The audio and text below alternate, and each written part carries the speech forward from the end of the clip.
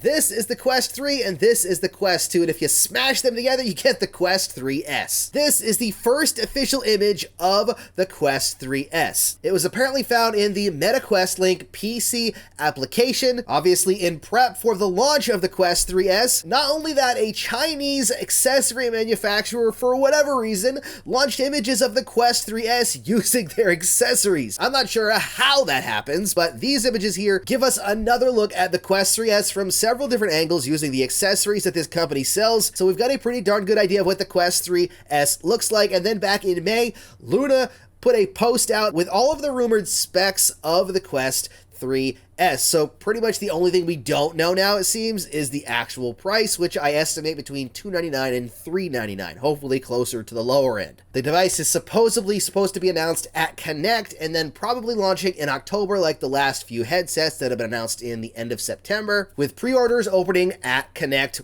during the announcement. Today we're going to take a look at some of these images as well as the specs of the Quest 3S so you can have all the information going into the announcement as to whether you want to buy the Quest 3S or you're going to save aside a little extra money and upgrade to the Quest 3. First, let's talk about the Quest 3S specs really quickly and kind of highlight some of the differences between the Quest 3S and the Quest 3. Then we'll break down the images to give even more clarity to what the device is looking like and kind of the differences between the two. So they both actually use the Qualcomm Snapdragon XR2 Gen 2. No difference in those two chips as far as we know. It does use a single fast switch LCD at 1832 by 1920 per eye at 20 ppd. The Quest 3 has a 25 ppd with a resolution of 2064 by 2020 per eye, which means that the resolution and quality of the display is better on the Quest 3, as well as having two different LCD displays on the Quest 3 compared to the single display of the Quest 3S,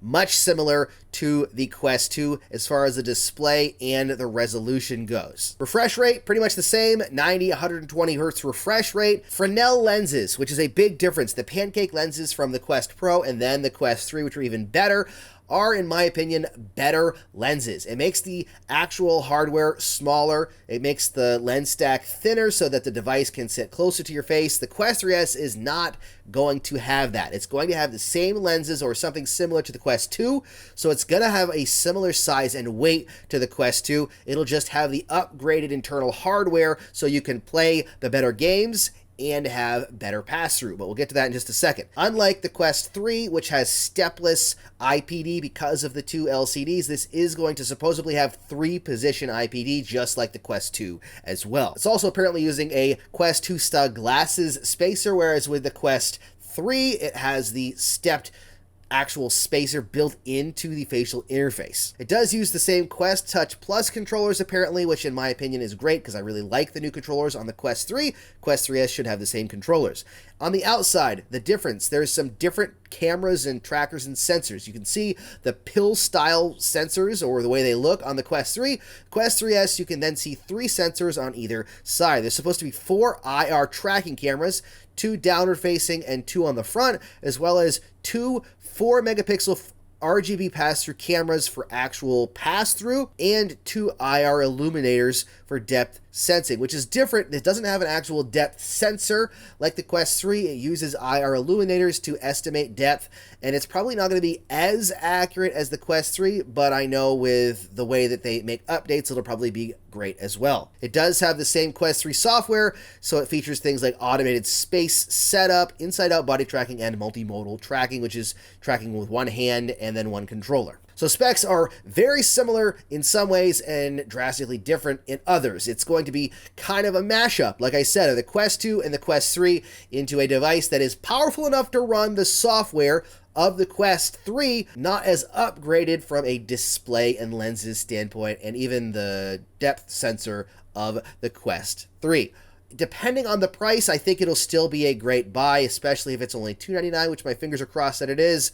Let's take a look at the pictures and kind of get a better idea of what it looks like in comparison to the Quest 3 as well. Since this is the official image, let's take a look at this official image first. You can see everything that's been leaked pretty much exactly identical. A couple of small differences here that I'm curious about are things like the fact that there seems to be an additional button on the bottom of the Quest 3S. I don't know if that has to do with the IPD. On the bottom of the Quest 3, there is a slider to change the IPD. On the bottom of the Quest 3S, you have the volume rocker, but you also have this button.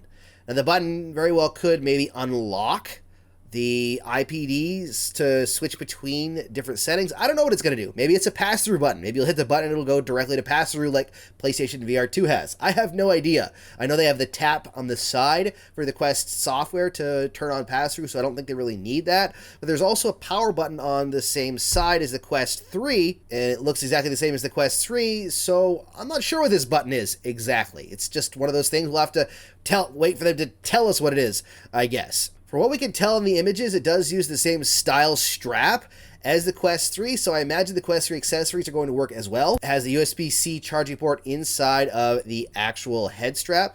One thing that I will say is that the official image here, one thing that's missing is the 3.5 millimeter connector. Now, it could just be because it's a mock-up image and not an actual picture, but it seems odd to me that there is no hole on that right-hand side of the strap where the 3.5 millimeter headphone jack is on the Quest 3.